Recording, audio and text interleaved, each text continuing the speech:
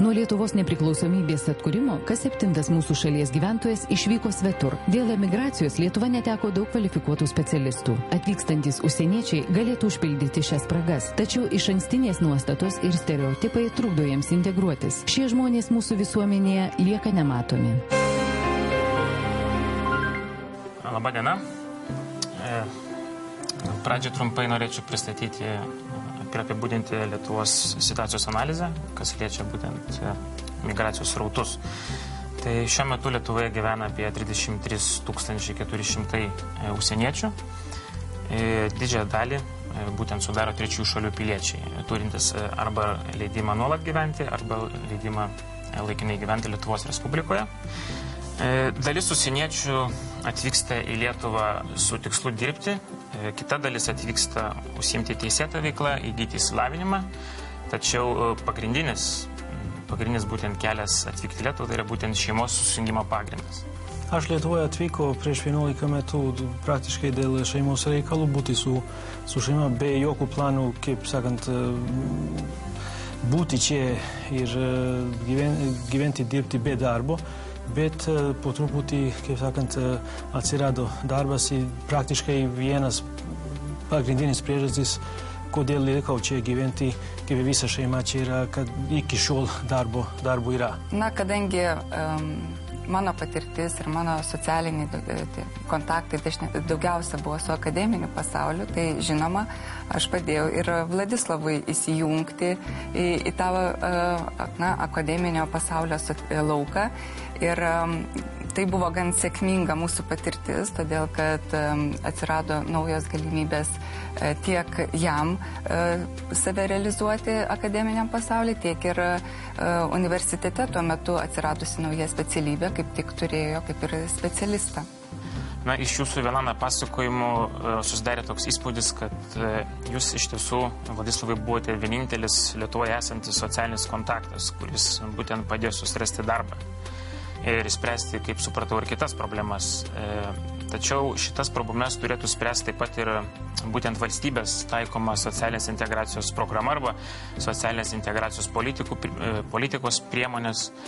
Deja, Lietuvoje šių priemonių kol kas nėra, jos nėra taikomos, tačiau 2007 metais Seime priimta ekonominės migracijos reguliavimo strategija, jinai numato šias socialinės integracijos priemonės, kurios bus taikomos ateityje.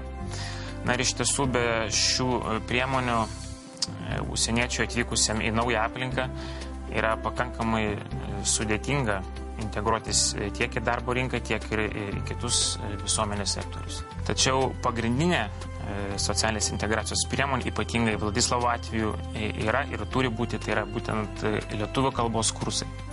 Kadangi lietuvių kalba iš tiesų jinai padeda susirasti, žymiai lengviau padeda susirasti darbą ir spręsti kitas problemas, kuriomis būtent susiduria migrantas atvykęs į naują aplinką.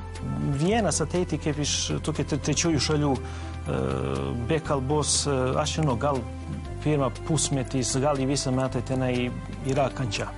Po to, kaip šitas procesas, kalbos mokymas procesas eina, tada lengviau ir lengviau. Na, Vladislavui šiuo metu tikrai labai pasisekė, kadangi kai jis pradėjo dirbti universitete, jis galėjo dėstyti anglų kalbą ir galėjo dėstyti serbų kalbą.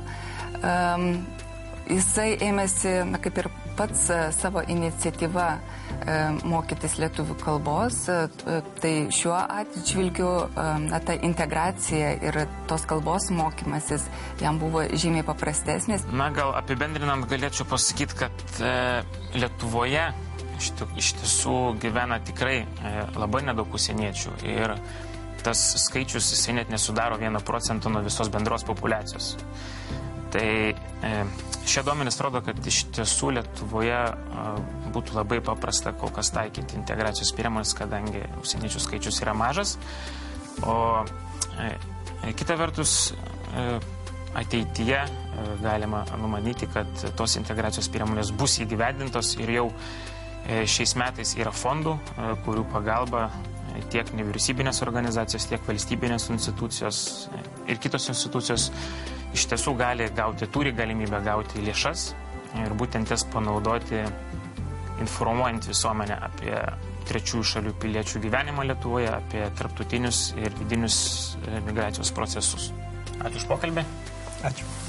Europos fondas trečiųjų šalių piliečių integracijai remia iniciatyvas, kurių tikslas atskleisti kultūrinės įvairovės privalumus ir mažinti nepakantumo apraiškas visuomenėje.